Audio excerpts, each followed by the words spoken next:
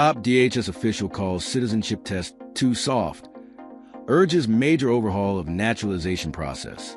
A top Department of Homeland Security official is calling for a significant revamp of the U.S. naturalization process, arguing the current citizenship test is too easy and fails to reflect congressional intent or true assimilation standards. If you're interested in this topic, please pay attention and watch the video through to the end to get all the information. Please hit like and subscribe, and don't forget to push the notification bell for an upcoming video. New Citizenship and Immigration Services Director Joseph Edlow is wasting no time shaking up the path to American citizenship. Just weeks into the job, he's calling for a major overhaul of the U.S. naturalization test, blasting the current version as too soft and out of step with what Congress envisioned. In an exclusive interview with Fox News Digital, Edlow said the civics and English exam, which forms the backbone of the naturalization process, fails to reflect the knowledge and assimilation he believes should be required to become an American. The test needs to reflect the letter and the spirit of what Congress intended, Edlow said. It's important for people to understand English, our history, our government, and the way the test is written and executed right now doesn't meet that bar. Under the current format, naturalization applicants must correctly answer 6 out of 10 civics questions randomly selected from a list of 100, covering topics like the Constitution, U.S. history, geography, and civic responsibilities. They must also read one sentence aloud and write one simple sentence correctly in English. Edlow says that's not enough. He wants the test to probe deeper, presenting a broader cross-section of U.S. principles and for English skills to be evaluated throughout the entire naturalization interview, not just in isolated reading and writing exercises. I want adjudicators to really be listening and talking throughout the interview, he said. Switch up some of the wording and see if the individuals are still able to comprehend the questions. That's a better gauge of readiness. Edlow said the test must preserve the integrity of the process and reflect assimilation expectations. He also pointed to a recent executive order declaring English the national language, calling language fluency an imperative part of the American dream. The director also took aim at long-standing flaws in the H-1B visa system, which permits U.S. companies to hire high-skilled foreign workers in specialty fields. Companies are going for the highest-skilled workers, but paying them at the lowest wage level, he said. That's undercutting U.S. graduates, especially in STEM fields. He cited cases when third-party contracting firms help employers lay off American workers, sometimes even requiring them to train their own foreign replacements as evidence of a program being exploited to suppress wages. Vice President J.D. Vance has echoed a similar sentiment.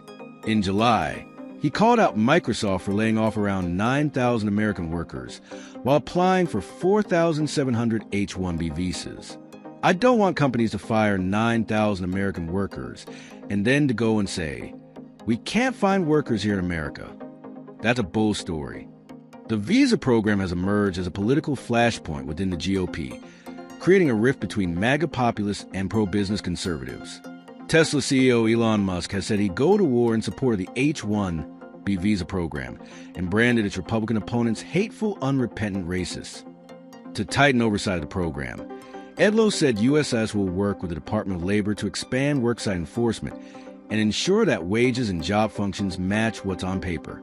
We want to make sure those brought over are truly commensurate with the roles they're filling and not part of a cost-cutting scheme, he added. On the issue of welfare-related immigration policy, Edlow said USCIS is preparing to revisit the public charge rule, a legal standard that bars green cards for applicants likely to become reliant on public assistance. The rule has existed in some form for over a century, but was more strictly interpreted during the Trump administration to include certain non-cash benefits like Medicaid or housing aid.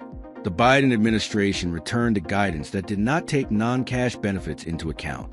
Edlow said changes would take time. It's something we got to study and get right, he said. We need to look at the means-tested benefits being offered and ensure our adjudicators know what to look for to determine if someone will be a burden on U.S. taxpayers. Beyond policy changes, Edlow flagged the growing USCIS case backlog as a top operational threat one. He says now it carries national security implications. Backlogs that continue to grow are nothing short of a national security threat to this country. he said, blaming the Biden administration for shifting agency resources away from legal immigration priorities in response to record-breaking illegal border crossings. While he pledged to reduce adjudication times, Edlow warned that shortcuts won't be part of the strategy. There may be short-term pain, he said, but we will decrease the backlog at a steady clip while protecting the integrity and security of the system. As the USCIS eyes major reforms, the focus remains on tightening vetting, strengthening national identity, and restoring public trust in the immigration system through stricter standards and enhanced oversight. That is all for today in this video. What are your thoughts on this? Please let us know in the comments section below. Thanks for watching the entire video. Hopefully, the information is useful to you. See you later in the next video. Till then, take care. Top DHS officials call citizenship test too soft or just measure overall of naturalization process. New USCIS Director Joseph Edlow is pushing for a sweeping reform to the US naturalization test and border immigration system, criticizing the current civics and English exams as too lenient and misaligned with the congressional expectations. He argued applicants should demonstrate deeper understanding of US history, government principles, and English fluency through more rigorous interactive interviews rather than isolated reading and writing tasks, emphasizing assimilation and national security.